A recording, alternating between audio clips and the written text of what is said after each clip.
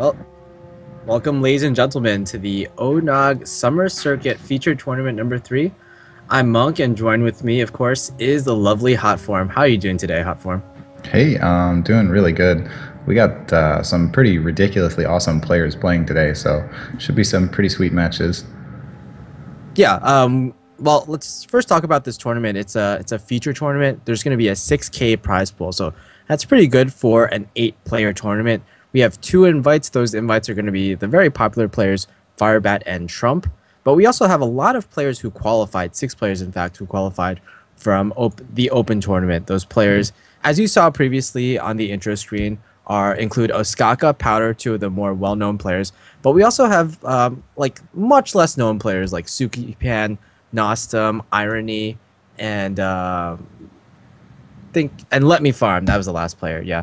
So we're gonna cover those players later on, but today we're gonna have Group A, Firebat versus Ostkaka, and Suki-Pan versus Let Me Farm. What do you think about these matches? Well, I mean, Firebad versus Ostkaka could be the grand finals of a major tournament, so I think that'll be the one to watch, and we get to see that right at the start, so that'll be really crazy. The other side of the bracket, of course, these guys have worked really hard to get to this position, so I can bet they'll bring some pretty interesting decks, but I haven't got to see quite what they've got in store for us yet. Yeah, well, we can talk a bit more about them when we get there. That's going to be the second match of the day, and it's actually between a Greek player and a Chinese player, so vastly different scenes. Yeah. But let's focus on this match first. Firebat versus Ostkaka. Let's first talk about Ostkaka because I think most people know about Firebat a bit more. Now, Ostkaka is actually on your team, Hotform. You're both Yep. on Root Gaming. What can you tell me about Ostkaka from that perspective of just maybe talking to him every day, talking about strategies, that kind of stuff? Yeah. I mean, he's got to be the star player on Root, right? He's the one that makes a big appearance. He was on pretty much every major tournament that's been coming out. He manages to get a position in.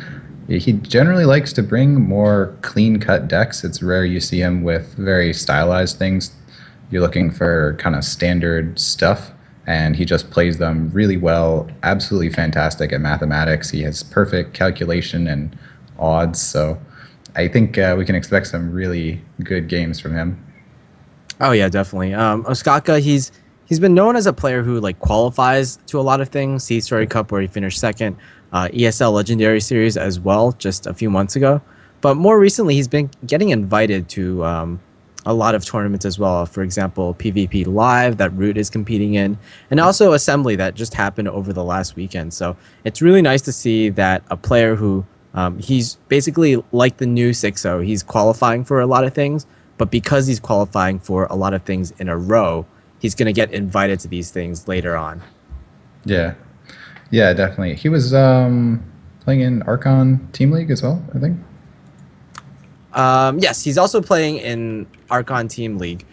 He's playing with the Forsen boys, in fact. Yeah. Forsen, Chalky, Ostkaka. They see it as kind of like the dream team. It works out really well for them too because Ostkaka, he's known as a very controlly player. He almost never plays aggro, and unless it's Face Hunter, of course. And then Chalky, you have like the quintessential aggro player. Yep. Yeah, and I mean they've been doing pretty well. I can't even speak enough good things about Ostkaka, but of course his opponent today, going to be Firebat, is not an easy match to climb over by any means.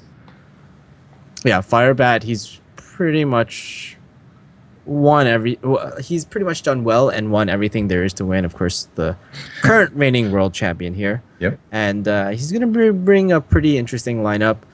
And he's going to be bringing Hunter, of course. Now, he's been known mostly for bringing Face Hunter to tournaments, so I wouldn't put it past him to bring it to this tournament as well. The Mage, it's almost certainly going to be Freeze Mage. In every tournament that he's won with Mage, he has used Freeze Mage, and he's Cool. won Gfinity number 1 and Gfinity number 2 with the Freeze Mage. And for the third deck, I've almost never I don't think I've ever seen Firebat play Control Warrior, so I'm going to pin that on Patron Warrior. Yeah, I would expect Patron Warrior as well.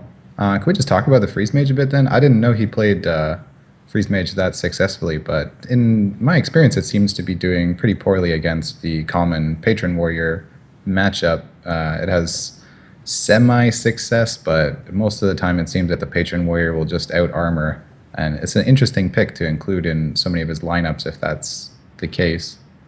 Yeah, that's a good point. I think we've actually been seeing a lot of Freeze Mage versus Patron Warrior lately in tournaments, and I don't think it's nearly as clear cut as a lot of people might think it is. Because like everyone's saying Control Warrior, that almost like 100% or at least 80% of the time beats Freeze Mage. Yeah. It's like so locked in. But I feel like Freeze Mage versus Patron Warrior is a lot more iffy, and it's a matchup that requires a lot of experience and a lot of skill. Yeah.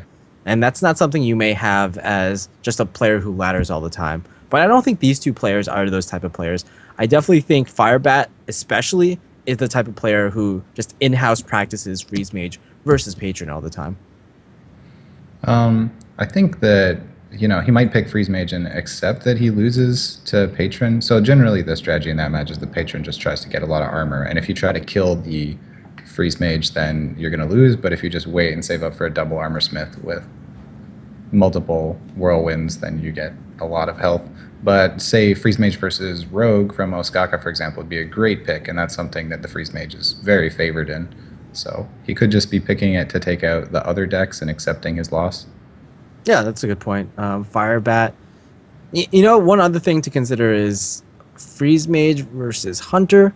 That might be an okay matchup. It really depends on, I feel like, how aggressive the Hunter is. And it's one of those scenarios where the more aggressive you are, I feel like the more the Freeze Mage has the advantage in. Like, you really want those Death Rattle minions like Lothebs, Pilot Shredders, and the Savannah Highmanes, possibly even Dr. Boom. Yeah, I agree. I think that the more aggressive hunters struggle a lot against Freeze Mage just because of all the defensive mechanics. But if you can actually get some big guys on the board, then it can be really tough for them to clear. Yeah, certainly.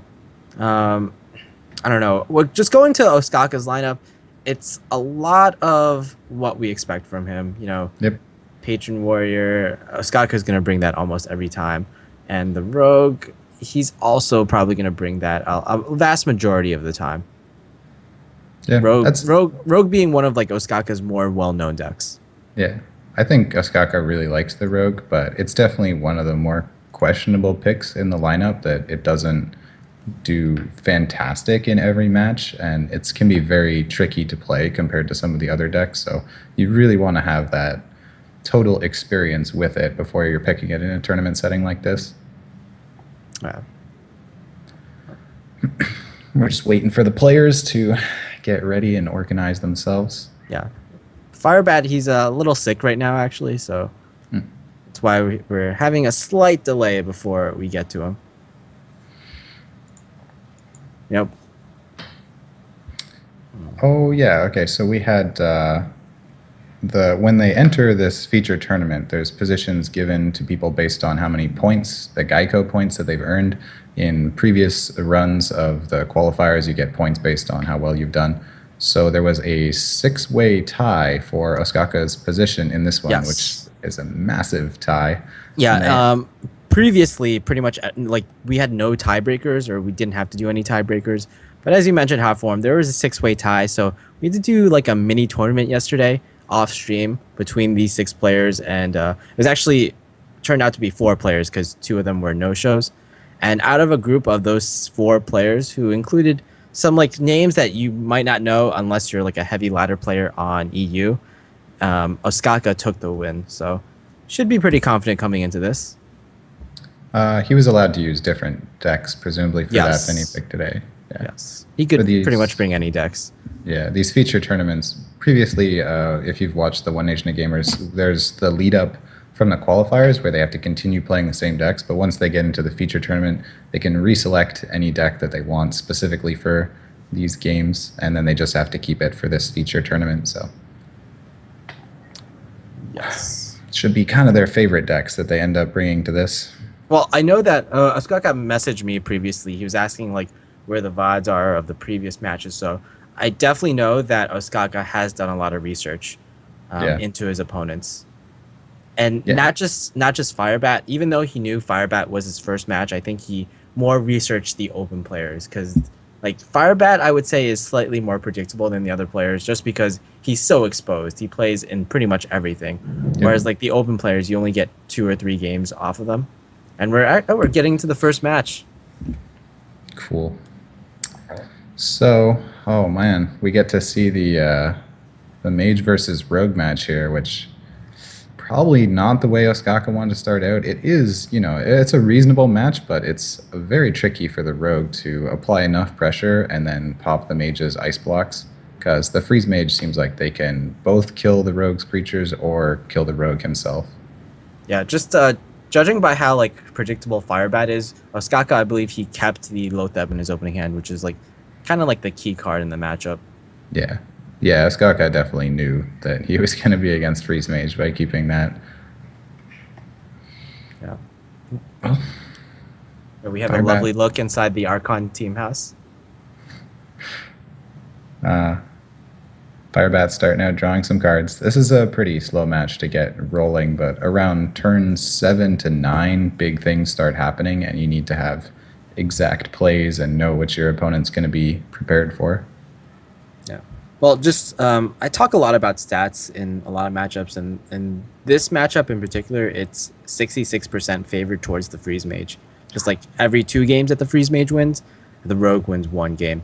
Yeah. But I feel like this is like kind of the more standard rogues. Pretty much everyone plays the standard rogue, but there is like a new version of rogue, the Mr. Yagut style, that has 1 assassin's blade and the 2 goblin auto barbers. Oh, I yeah. feel like that's like slightly, or not even slightly, significantly better against the freeze mage, just because you have more potential for damage. Yeah, I totally agree. The Assassin's Blade in a match like this, because the mage is interested in dealing with the board and not taking damage. So as soon as you can have guaranteed damage available to you, it gets really overwhelming. Oh man, so what do you feel about this rogue hand? It has so much damage, but not that many minions. No, I really like that he coined out the Violet Teacher, and then he forced the mage to use up some damage, or he would have gotten board presence. But yeah, not having really any creatures other than the Lotheb, it picks up something at least. If you played Lotheb here, it would be such a waste, though. The mage doesn't even need to do anything. Yeah. But it is the minion you play on curve. It does feel bad though. Usually Lotheb is like kind of the deal, or like the game sealer in the game. Yeah. It can also be kind of similar to a heal bot, where it just buys you that one turn that the mage was expecting to kill you on, and suddenly it switched the whole match around. Yeah. I feel like that's one of the reasons Healbot has become so popular in tournament decks lately. Like previously, I would say 3 or 4 months ago, the standard was 0 Healbot and 2 loot hoarders. But now pretty much everyone is running that 1 loot hoarder and 1 Healbot. Yep. Just Lotheb has gotten, like in the last 2 months or so, I feel like Lotheb has gotten so popular. In Handlock, for instance, pretty much, I would say like only 20% of players were running Lotheb about 2 months ago, but now it's closer to 90%. And one thing is that I think Life Coach was one of the last players to not use Lotheb in Handlock, and he's kind of known as like the Handlock master. But recently at Assembly, he put Lotheb in his Handlock, so that tells you something. Yeah, I mean, definitely tells you something. He's going to be someone that is studying every matchup to get his maximum. This is really tricky. Oh, man. I mean, I think many people would have just thrown the Doomsayer out there, right? But he's setting up exactly for the Flame Strike. And Ostkaka planning to punish that is going to be a really big move this turn. Yeah, why not here? I mean, you have to play like something. You can't lose this board, because if you lose this board, then you have like no other minions to follow up on. This gets really technical now. Like those first few turns were almost guaranteed, but from last turn forward, we're going to see really specific choices out of these players for how they try to navigate what they're doing here. You could see like the Flame Strike was not as important to Firebat. He could have hero powered the Lotheb and taken extra damage this turn so that he could Flame Strike for sure next turn. And now his Flame Strike won't actually clear the Lotheb if he was to do that. So I'm looking at Firebat's hand right now. It's really interesting. It has 2 Flame Strikes in it, and that tells me, I guess he wants to deal with aggro a bit more. But it also seems to be a good tech against Patron Warrior. Yeah. Since typically against the patrons, you need like that. Well, first of all, only 1 Flame Strike is standard, and typically against Patron, you need 2 big AoEs. So it's usually like the Flame Strike and then a Thaunos Blizzard, and you don't always have both of them when your opponent plays their patrons. Yeah. Yeah, I agree that it's probably patron tech. I like that a lot more than the second Blizzard as well, just because it feels like a meteor spell where against almost any match you can look for it to clear the board pretty effectively. And then there are times when you don't draw Flame Strike and you needed that one and it was at the bottom of your deck. It feels bad. Yeah, feels bad, man. Now the problem is you can Flame Strike, but it leaves up the Loatheb, and you're really in danger of dying. But does he have any other plays? Yeah, I mean he could Ice Block. Flame Strike seems like the move, but does he die here? He can do. Oh, he Ice Lances. Oh, yeah, that's smart. Okay, that's really good, actually. He would have died otherwise with the Oil Flurry for 8+5. So I guess now you have to sprint. I think the only thing Firebat cares about now is getting the Ice Block up, because you can do a defensive play here with all this healing in your hand, where you Ice Block and you kill his minions, and then you have healing to make sure that once he pops you, you're not actually dead, and you can continue killing his stuff. Yeah. Everything seems really nice for Firebat now. He's kind of stabilized. He's going to get that block up. He's even, oh, actually, you can get the Ice Barrier up, which is even better. Goes for both. There were a lot of plays there. Like, he could have played the heal bot. He could have done many things and assumed that he wasn't actually going to die that turn. Would have been 20 damage from an empty board, which would be super unlikely.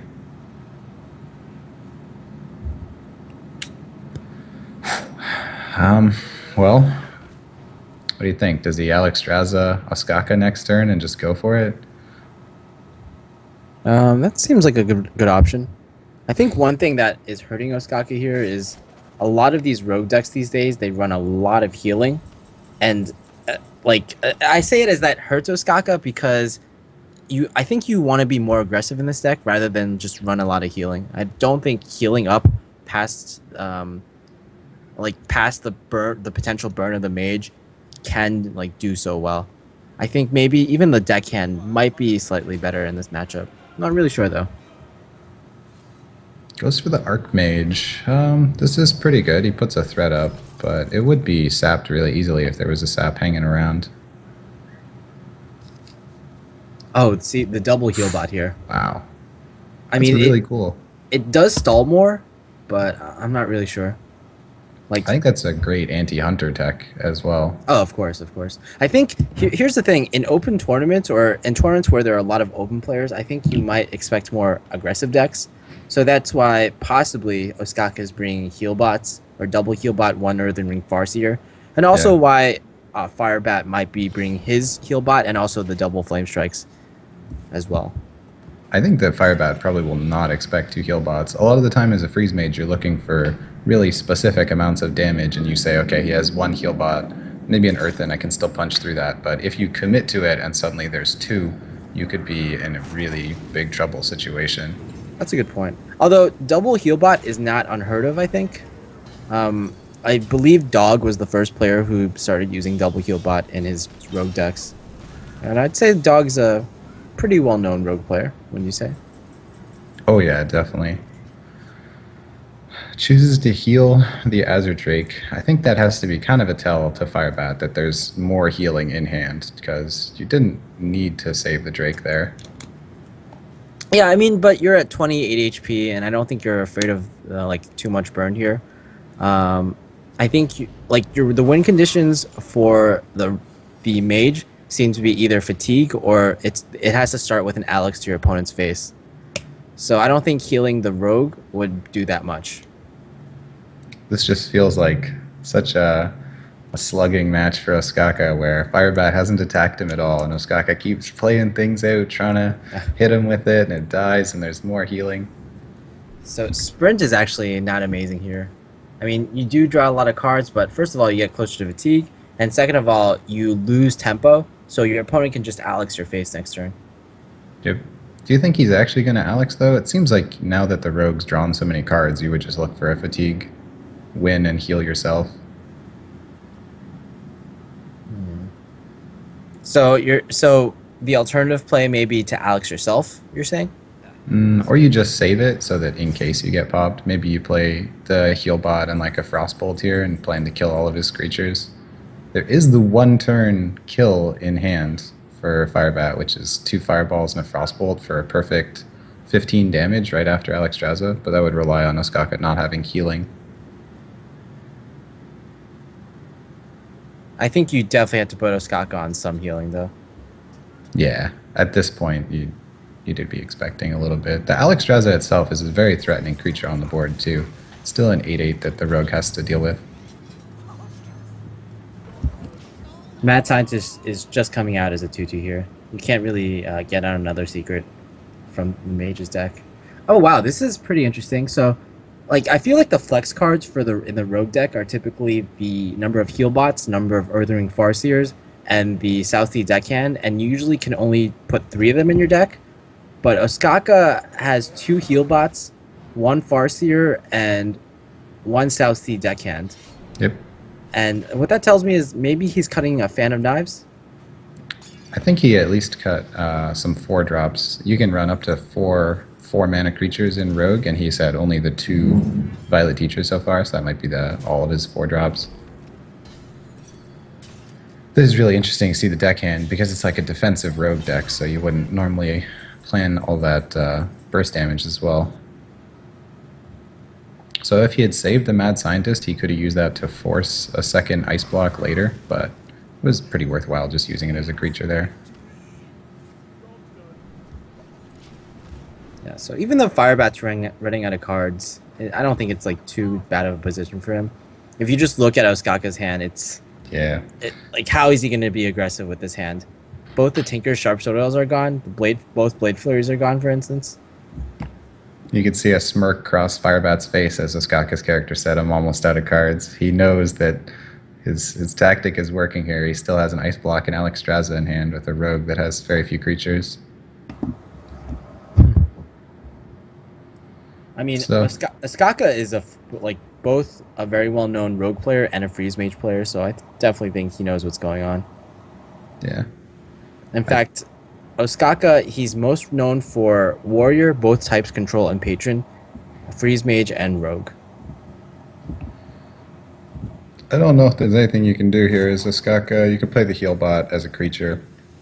It feels bad, and it's not even that bad of a play. There's just no way that heal bot on its own is going to do enough damage. Whoa. So is Ostkaka going for the fatigue plan? It seems really strange. I guess. I think Firebat has too many cards left. That might be the only option to win, is if you know you can't pop through Ice Block if you try to. Yeah, 6 cards left. Like, that's a huge long shot, but... Thanks, production team. I don't know. As Firebat, you just saw a Healbot be played for 3 HP, so I think you're just making the most calculated decision you can here to be safe. There's not a lot of risk that you would ever want to take right now. Yeah. Nice. Like two Blizzards and 2 Flame Strikes. That's pretty interesting. Yeah, I think Firebat at this point, he just has to like keep a count of what threats Ostkaka has played, and I think he's just missing that 4-drop. The last 4-drop. Oh no, it's a second Fan of Knives.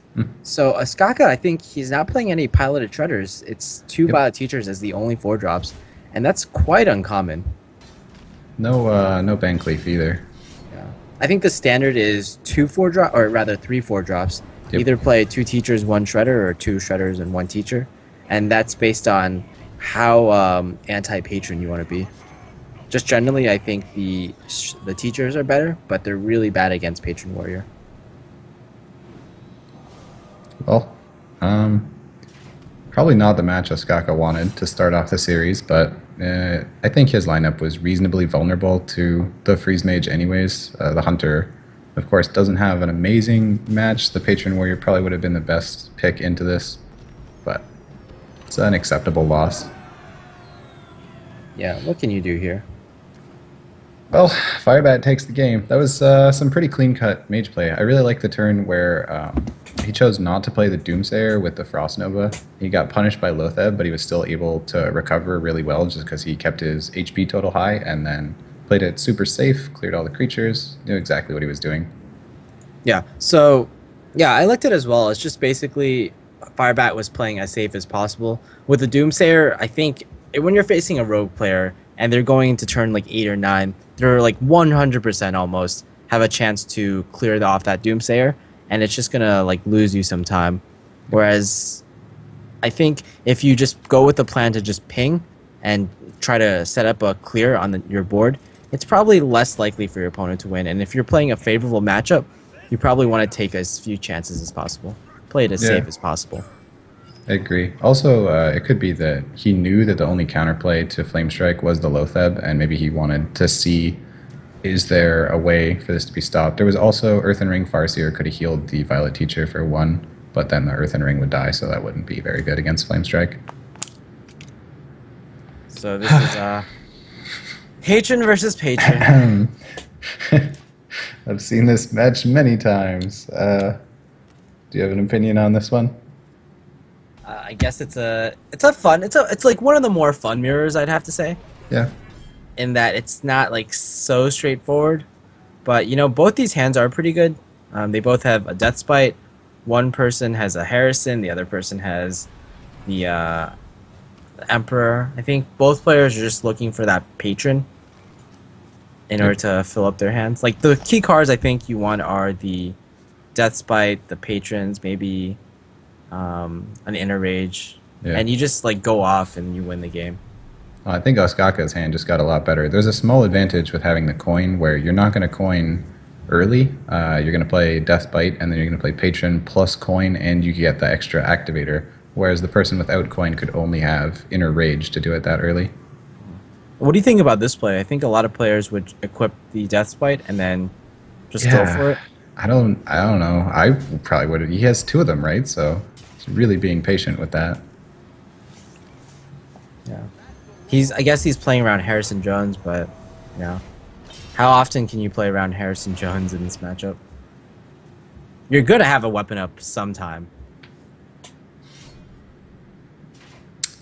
And of course, Ostkaka just has the second Death Bite that Harrison Jones on the first one could be super punishing if he didn't have the second, but that's pretty much the worst outcome for Firebat to see there. Yeah, and now here's the problem with not equipping the Death Spite previously. Now Ostkaka has the lead in terms of he's gonna get out the patrons first. Yep.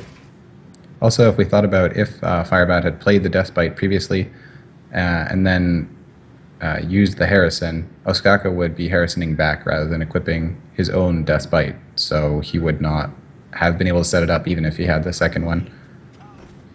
Gets really specific in this match. Yeah, and well, here's where the fun gets started, because Ostkaka is going to make a ton of patrons.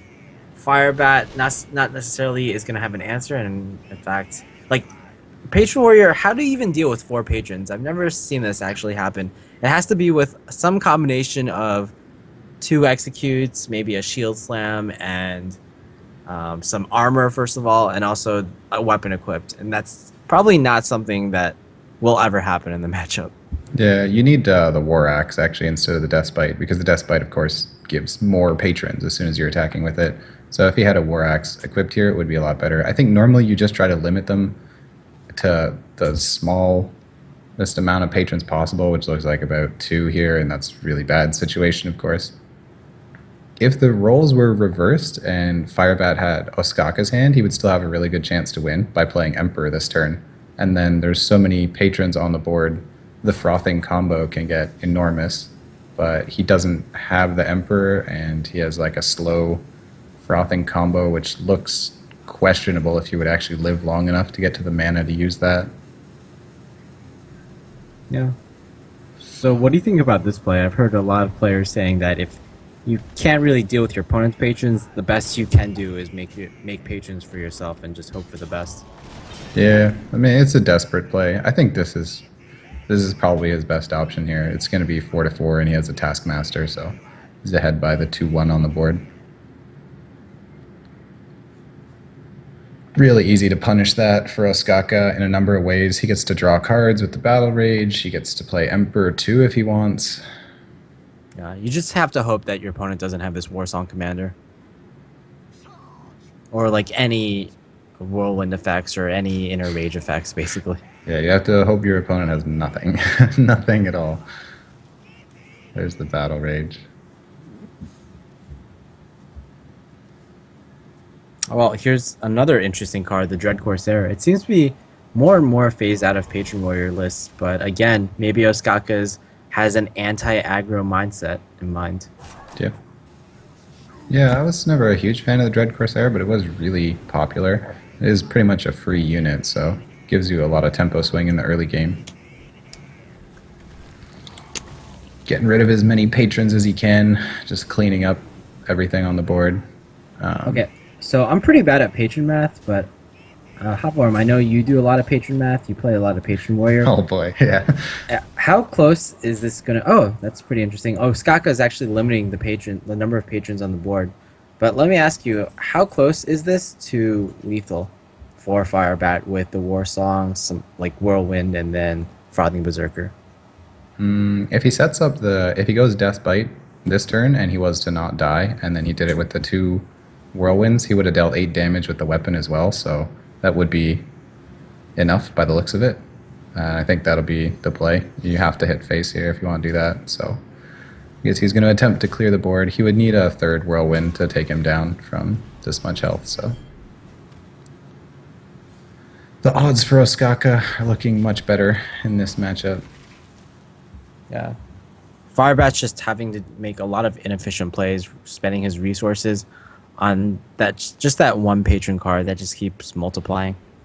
Even another value Battle Rage here. Okay, well, you gotta play Emperor, right? There's so many cards. One thing Ostkaka is missing now is the charge, because he played the charge earlier. That means he has a really good hand, except that it will be slow on the board. So I guess you're nervous that if your board gets eliminated, which is possible, you just execute the 3-2 or kill the 3-2 in some way, like a slam. And then you would have nothing, and your opponent could turn it around still. Dread Corsair is actually absolutely fantastic in this position. Forces the Whirlwind to hit high health patrons.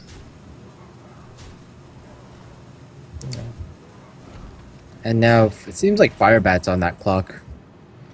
And I don't believe he has lethal or even really close to it. So he can do... Oh, this is actually some difficult math. But he definitely can't kill his opponent, right? No, I just want to see him just like playing out the turn and seeing how much damage he can get that Frothing Berserker to be. So he would get 6 from the first Whirlwind, putting the Frothing at 8. He has to attack the Dread Corsair still, and there would be... He would get 4 from the second Whirlwind? Or no, 6 from the second Whirlwind as well, right? He gets a max board, so he gets 9 from the second Whirlwind. Oh, no. I lied. Yeah, because the first patron had 1 health. It's not anywhere near enough, though. With double Frothing, had it been Emperored, it would be much closer, but single Frothing, not going to do it, just showing what damage he has here. And that does it. Firebat wins, or rather, Ostkaka takes that Patron Warrior Mirror win. Yep. I guess that was a pretty fun game. Yeah, I like that the Patron Warrior... Sometimes in that Patron Warrior match, it feels like first person to play Patrons wins. But it is that setup where you have the Frothing come back, and the Patrons specifically interact with the Frothing in such a way to give it more damage than really any other creature on the board. So can turn around, and there's some really scary calculation of how much damage could he have here. Do I need to play Armorsmith? And it can be a lot of fun. Yeah, I've noticed that kind of when Patron Warrior first came out, these Patron Warrior mirrors, there were a lot of like, there used to be a lot more swings, but these days I think players, when they get that huge Patron board out, it's less likely for the game to swing around because players are so good at keeping that lead and not just like randomly dying to those Frothing Berserker combos. Yep. I think when it first came out too, A lot of people are playing Patron Warrior with without the armor smiths. I remember a time where armor smith was maybe one armor smith or just no armor smiths, and you'd play double dread corsair in much more aggressive style. That made the mirror match horrible. But because of the armor smith, you can often use your patrons to gain so much health that the frothings won't even matter. That's a good point. So this looks to be Face Hunter from Ostkaka, even though we saw the Snake Trap. I mean, Snake Trap is not unheard of in Face Hunter at all. But Yeah. again, this seems to be a pretty terrible hand. Quick shotting a Taskmaster never feels very good as a face hunter. Would you just explosive trap here, maybe? I mean, maybe, but the explosive trap is really valuable later to stop the patron boards, because a lot of the time you can use Unleash plus explosive trap to force the patrons to not be able to attack you at all, and it can be the thing that turns the entire game around from an unrecoverable board. Okay, that's a good point. I honestly have not played this matchup too much, especially like learning the interactions between explosive trap and patrons. Yeah. It just feels like maybe like the explosive trap is sometimes a liability in the sense that like even if your opponent gets a ton of patrons on the board and you play explosive trap, if he just plays an armor smith on the board, then you're in a lot of trouble. Yeah. I mean, it is actually kind of a questionable play to play the armor smith here. You can use that armor smith to win the entire game later, and yeah, it's going to get punished pretty hard in this case. It still feels like you probably want to play it because the hunter had nothing on the board, so when you get board initiative, it's a really huge advantage. But losing that for free kind of sucks. That was a huge top deck though. Yeah. Be able to use his resources so well. And you know what? Like in previous lists, there was no shield block, but now shield block is pretty common these days, not just for the health, but for the cycle. So it's definitely a card that helped this matchup quite a bit. Yeah, Like- the shield block is absolutely huge against Face Hunter. Yeah, previously I think, like pretty much the Patron Warrior only had the 2 armor smiths, and the problem with having only armor smiths as you're like healing in the deck, besides your hero power, of course, is that if you don't have a board or like any activators, and you're sitting at a low health, you can't just like plop the armor smith on the board and just play it from your hand in order to get the armor. There needs to be some setup involved. Oh, these draws from Ostkaka. He has 2 traps and an abusive sergeant. Warriors at 27. Yeah, there's just... I mean, you might have waited one more turn to see if you got something awesome, but if he's not playing a high main, then there would be really no way to recover that. There is just no way there. It's pretty funny. But you know what that tells you is that maybe he doesn't have that high main in the deck. Although, if Ostkaka played that game further on, then I think he would have revealed more information, like what kind of traps he had, for instance. Yeah, I think that was a big thing there, where he had the snake trap and he realized, okay, this is terrible, but if I was going to do anything, I would play snake, and he would find out that I'm actually using that. So Yeah, so 2 owls, I think that just means Face Hunter. And Firebat is, of course, known for playing Face Hunter. So we're going to have ourselves a good old-fashioned Face Hunter mirror. And not only that, Ostkaka's last remaining deck is the Oil Rogue. So that's yet another good matchup for Face Hunter. So Firebat's looking pretty good in the series. can't believe Although sorry. these opening hands definitely favored Ostkaka. Yeah, Ostkaka actually threw away the Mad Scientist in his opening hand. He got it back again, but he kept the Worgen Infiltrator and Haunted Creeper. I To think me, that there's some spectator bugs that, like, sometimes it seems like the player is throwing away a card, but it actually reappears on the like it's weird. maybe. It did kind of look like he threw away Scientist, and like he had another 2-drop, so that might be an okay choice. But Scientist seems like the most powerful 2-drop possible to get on the board. So Yeah, of course. Like for instance, in the Patron Warrior mirror, it appeared as if Firebat threw a Death Spite from his opening hand, but we all know that's like not likely or not possible at all. definitely not. Yeah, I got a Leox, so not what he was looking for. It's better than Huffer. One thing I want to note is that recently Ostkaka has been talking a lot to Chalky, his Foursome Boys teammate, and they've basically concluded that in Hunter you basically want 2 traps and not 3. So if Ostkaka draws a second trap, which is the explosive trap, then that Mad Scientist would have done really badly. But at least with this play, he gets the explosive trap out. I hadn't heard that before, that you only want to have the 2 traps instead of 3. I guess just because you want to top deck so often later in the game and a trap is really slow. I think their rationale was more mathematics based, but yeah, like the general idea is still the same. Cool. Well, I mean, the position is definitely better for Ostkaka right now. Even though he's going to lose this board, he's ahead on face damage, and he's going to have two 1/1s, whereas Firebat has nothing. He has an explosive trap too, so the Unleash the Hounds could never be used to go face until that's triggered. I think the best draw is probably like an Eagle Horn Bow here, just to get the explosive trap out of the way, and you could play it on curve. Oh, that sucks. I mean, Owl seems to be one of the worst cards in the matchup. There's not too much you can Owl. Like, the best is... Like, in the early game, you can Owl the Mad Scientists or maybe the Haunted Creepers, but... Oh, man. Yeah, we definitely see the Owl is not very valuable there. Like, in the late game, it feels like you're Owling Leper Gnomes, for instance. Played the Owl as a 2/1 creature. That's a desperate move. I mean, it does kind of act as a heal, too, and kill a 1/1. I think you probably just want to play the Eaglehorn Bow. No, he has two traps, so I'm really surprised he didn't use up the weapon and play his fresh Eaglehorn there. It would have been a little off curve if he was wanting to play the Leper Gnome as well. Well, I think the thing is, I don't think the Eaglehorn Bow effect will get off before this game ends. And he Yeah, I actually guess. just even goes face. It makes a little sense because you have the explosive trap to protect you, and you have the snake traps to also kind of protect you in a way from these kind of attacks, even though Unleash the Hounds will be pretty good here. So yeah, Firebat has a pretty good play this turn. He goes face with the Leper Gnome and then unleashes, and he's got mana left over. So he's at 12. He's actually at 10 from the Leper Gnome damage. Yeah.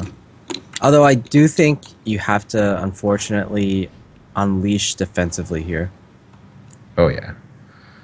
Or, well, you can make that consideration of how much you trade. I would personally like to see him clear the whole board, but I'm not much of a face hunter player, so this is where probably most of the math in the matchup would come in of how much can you afford to clear versus getting the face damage to turn it around.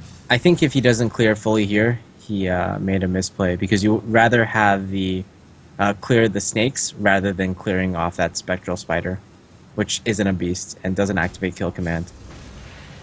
So right now it's going to take Ostkaka one extra turn to win, and he could do it with just the Eaglehorn Bow steady shot. He doesn't need other damage at all, but he wants to kill that Arcane Golem, so it's going to screw him up quite a bit here to have to kill the Arcane Golem, and then he won't have gotten his steady shot weaved in. So he has to pick up some other damage next turn. He's actually just not going to kill the Arcane Golem. And... Oh, 5. is that just it? Wow. Okay, wow. Nope. Nope, one off. Wow. I mean, with the confidence that Firebat did that play, it seemed like he had it. Yeah. Like, we were really scared for him. That was quick. I mean, because that was the series determined on that game. It was 2-1 for Firebat. So if Ostkaka had lost, Ostkaka didn't even consider killing the Arcane Golem. He must have known the maximum amount of damage was going to be under. But to see it come down to a 1 health surviving, Ostkaka hardly even blinked. He just knew, confident in his hunter abilities. And we're going to go off to our final match. It's tied 2-2. So this can be anyone's pick.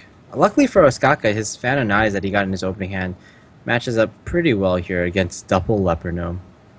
Yeah, that's a really good hand for both players, I'd say. They each have combinations that they want. The early game is definitely more potent for Firebat because Ostkaka won't take off until around turn 3. Yeah. I think Ostkaka also really wants the coin. Oh, prep fan. And he gets to equip the dagger and set up for perfect clears next turn no matter what. Yeah, essentially there, it's like it's as if that were a 0 mana arcane explosion. That drew. Oh yeah, because the prep would be replaced by the card. Yeah. Definitely.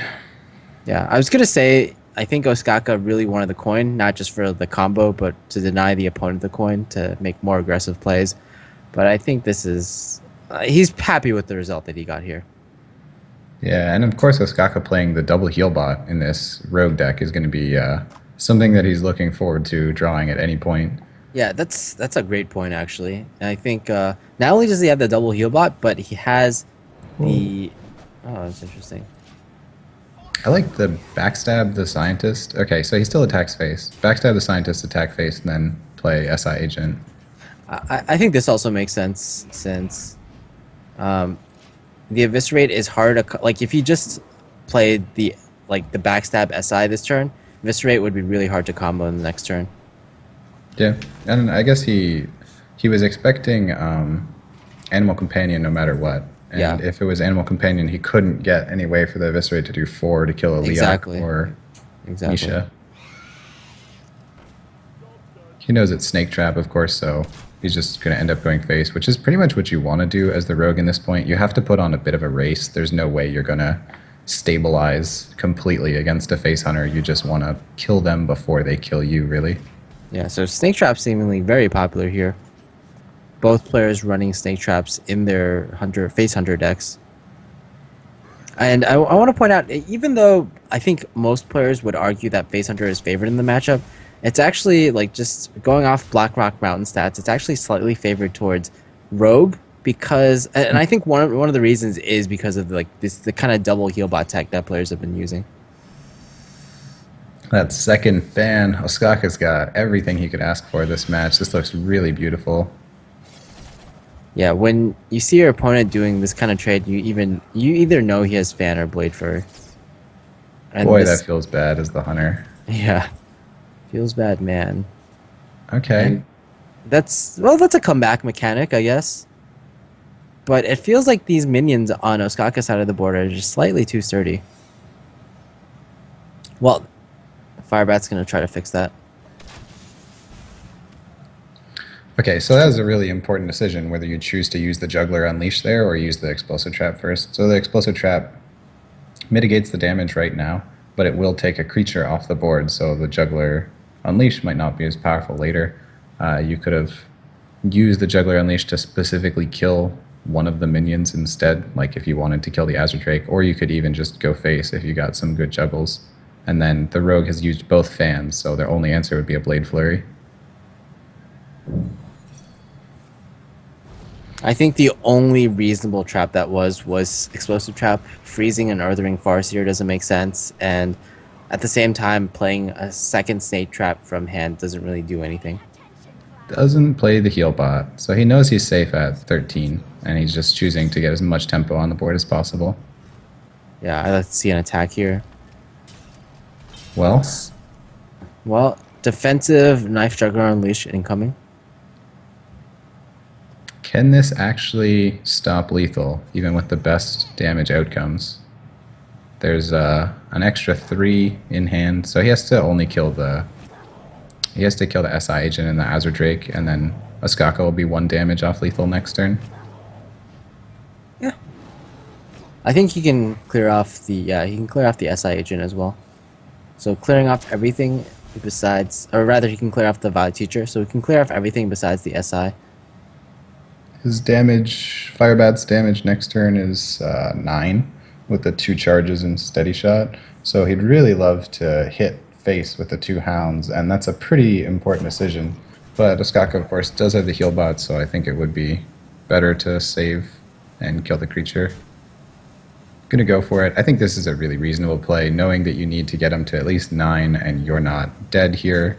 You take that chance, and there's nothing else that he could really draw to increase his damage, so... Could have top deck Quick Shot. Would have made it a 10 damage. But Ostkaka takes the series then. He got the second Deadly Poison, giving him just enough to push lethal this turn, and that was a really good series by the 2 of them. Yeah, very high level play. Even though Ostkaka, he started off with a disadvantage, the Face Hunter just wasn't pulling through. Yep. And I just feel like Face Hunter, it's quite interesting that both players decided to bring Face Hunter into the lineups because Yeah. we haven't seen a lot of it lately. And like one of the reasons is that you saw Face Hunter is typically regarded as one of the best decks against Rogue, but it didn't even do that well against Rogue here. Yep. Yeah, you're right. I mean, it didn't look that great in either of their lineups. The face hunters just kind of matched against each other, but it's one of the more consistent decks, and it's something you can know you play really solidly no matter what. So I think it's a pretty sturdy choice in a lineup like this. Yeah, certainly. Um, yeah, I think that pretty much sums up the first match. Ostkaka will be moving on to the winners match. He'll play the winner of Suki Pan and Let Me Farm, while Firebat has to play the losers. So we're gonna take a short break here, and when we get right back, we're gonna see the conclusion of that match. So see you then.